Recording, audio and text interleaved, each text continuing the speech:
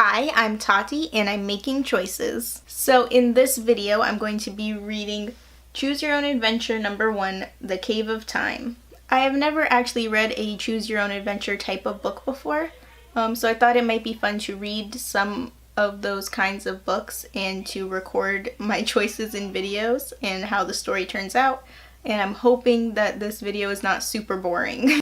This particular book is meant for a younger audience, I believe. It's like ages 10 and up, and it's kind of an older book, so I'm a little bit worried. And when I came up with the idea for this video, I did do some research and actually did find a few books that let you make choices that influence how the story goes. Not just Choose Your Own Adventure books, but other book series. And I'm hoping to make future videos with those, depending on how this video goes.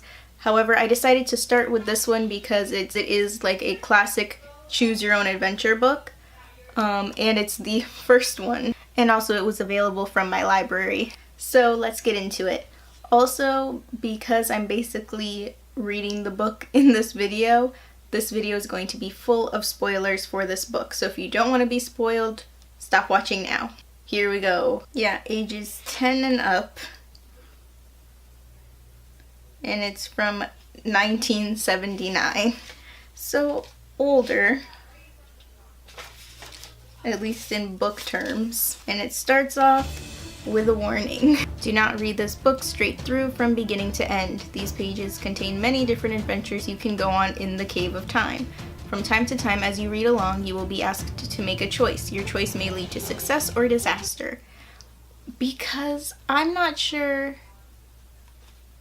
how high the stakes are in this book, because it's meant for elementary. It's juvenile fiction, so I'm not sure how disastrous disaster is, but we'll see. The adventures you take are a result of your choices. You are responsible because you choose. After you make your choice, follow the instructions to see what happens to you next. Remember, you cannot go back. I might go back. What if I we'll see. Think carefully before you make a move. One mistake can be your last, or it may lead you to fame and fortune. Maybe the stakes are pretty high.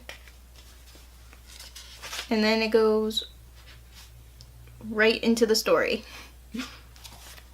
You've hiked through Snake Canyon once before while visiting your Uncle Howard at Red Creek Ranch, but you never noticed any cave entrance. It looks as though a recent rock slide has uncovered it.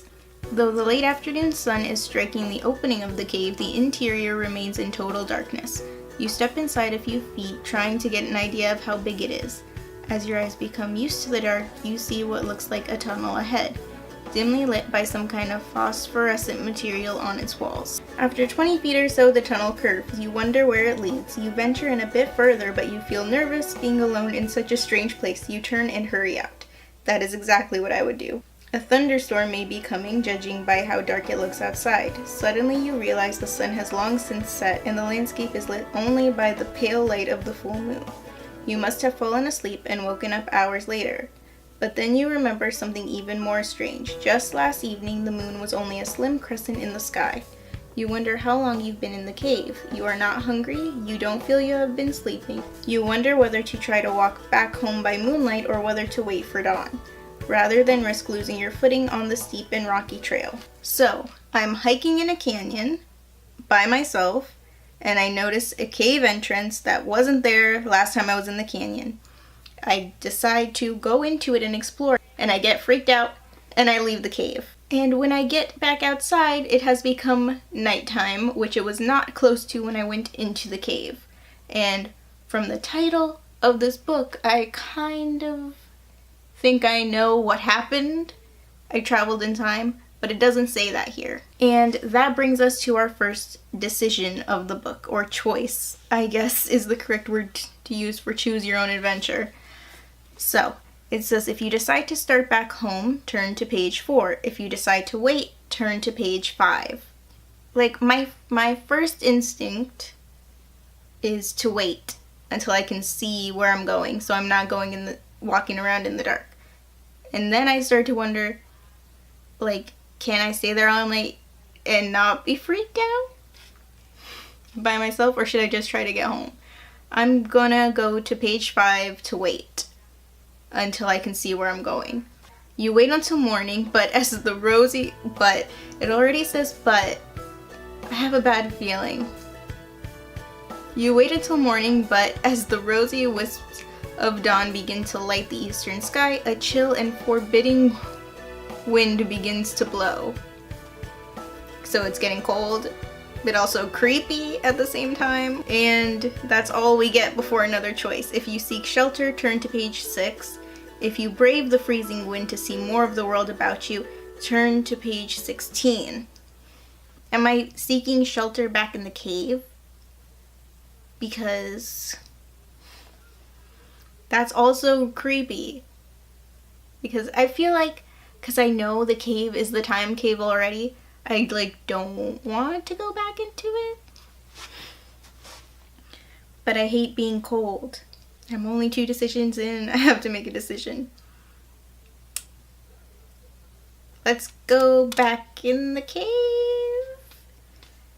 Okay, go to page 6 because we seek shelter. This is not gonna be good. You step into a niche in the rocks to escape the merciless blast of wind and lean back against the rock wall. Suddenly, it crumbles under your weight, causing you to fall backward down a muddy slope and into a pond. I thought when it said crumbles under your weight, we were dead. But we're not. We're just wet in this cold wind. The sun shines brightly down on you as you pick yourself up dripping wet and wade to the grassy shore. You look back at the rock rising out of the pond, but you can't see where you fell through.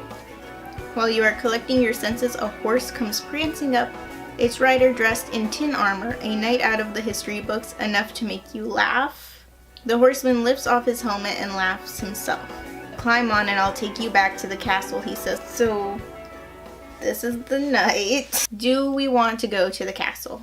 I feel like only bad things are going to happen at the castle, but I'm also a little curious. The 2 options are, if you accept the ride back to the castle, turn to page 22. If you decline the invitation and try to find your way back into the Cave of Time, turn to page 114. I'm kind of curious about what'll happen in the castle. But I feel like I'm getting, Alice in Wonderland Red Queen vibes about the castle. Let's go to page 22. We're going to the castle.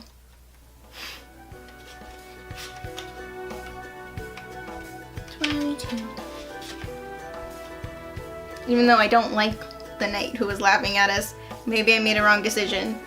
So the laughing knight helps you up on his horse, and you sit uncomfortably as it canters over the countryside. Why can't I sit comfortably? We come to a great stone castle. The knight escorts you into the grand chamber of the castle. All about you are stewards, attendants, and knights. A few minutes later, you find yourself bowing before the king himself. Why does this knight want to take me to see the king anyway? After hearing your story, so I told him, apparently, what happened to me, that I'm from the future? The king looks gravely at his advisors and knights and stewards. Does anyone believe this tale? He asks. Everyone cries back, no, your majesty, or certainly not your majesty. Of course they do, because nobody believes in time travel. Then tell us the truth, the king roars at you. Am I gonna get beheaded here? I don't know. See, that's what I don't know. How high are the stakes in a children's book? If you insist you are telling the truth, turn to page 36. If you try to make up a plausible story, turn to page 37. I am telling the truth, but they're not going to believe me, and I'm gonna end up in the dungeon forever.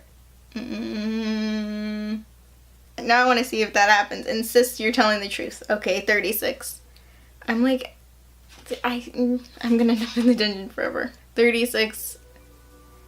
I know it sounds strange, your majesty, you say, but I have no reason to incur your wrath by making up a false story. They all have grave expressions on their faces as if you have committed some unpardonable sin. Does that mean I get killed? I'm going backwards. I don't know if that's a good thing. This is what the people look like. They're not happy. Turn to page 11.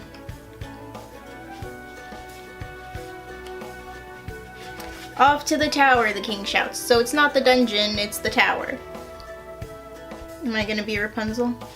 I think I might be a dude in this, but we'll see. Force you to climb 48 stone steps to the tower prison.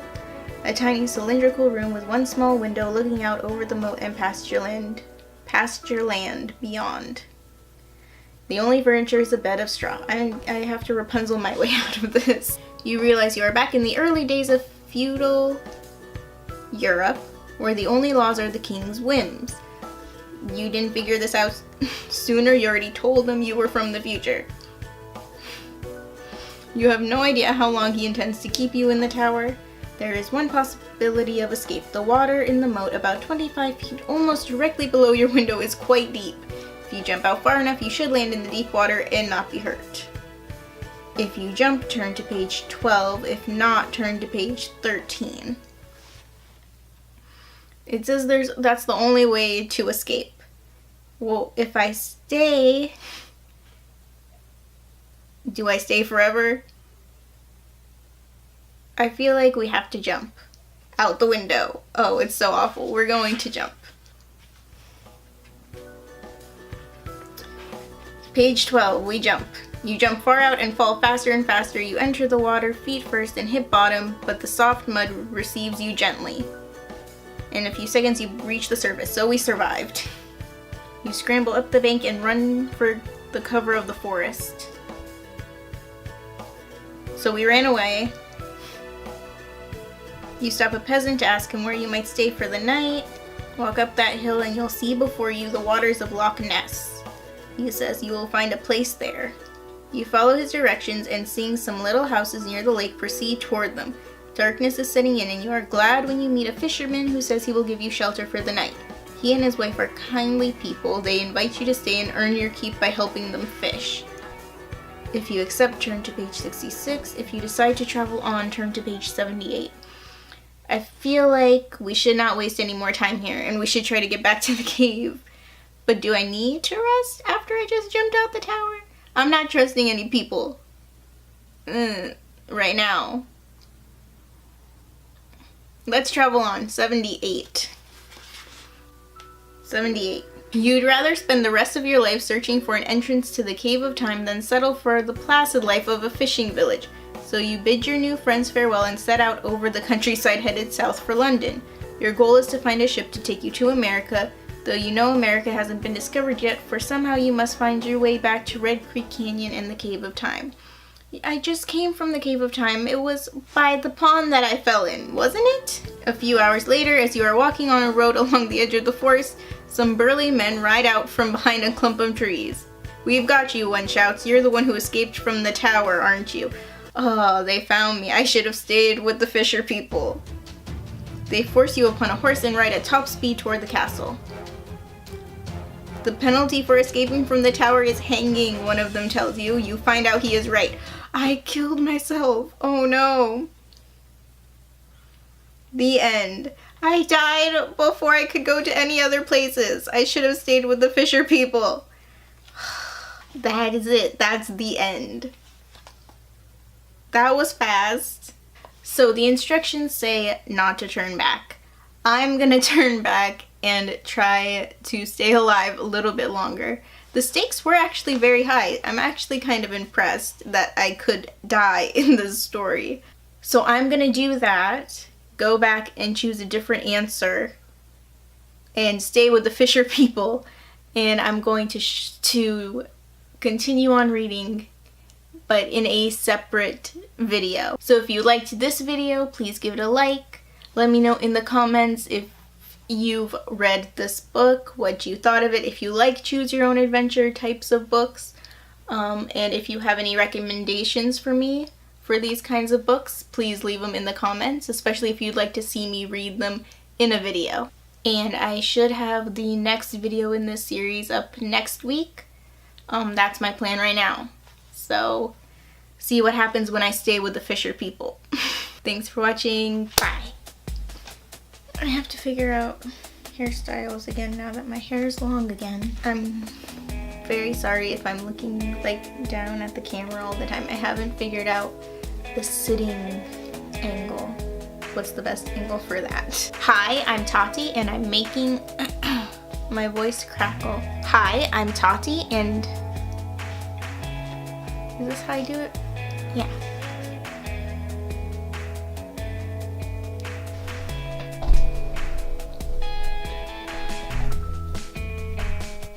Nobody will notice the subtle zoom out. I'm wondering if there's a way I can like do this and show you guys the pictures. I don't know how I want to do this. Do I want to like literally read the whole book out loud as I make decisions? Or just talk my way through it? I'm gonna try it both ways. I don't know if I have time to. I'm thinking this is probably gonna be two videos for this book maybe. So maybe I can read the whole thing. Do I get copyrighted for that? I don't know. Okay. And I don't know if I'll be able to do that with like the other books. After 20 feet or so, I can't read for that much. Oh wait, I'm not supposed to read that page. That's the other page. The king looks around at his courtiers.